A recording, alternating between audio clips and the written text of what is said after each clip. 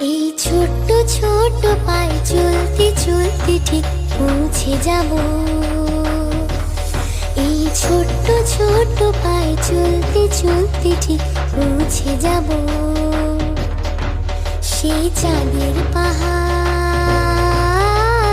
দেখতে পাবো। সেই চাঁদের পাহাড় মাথায় যাহার রামধনু রাঙা হয় দেখতে পাবো।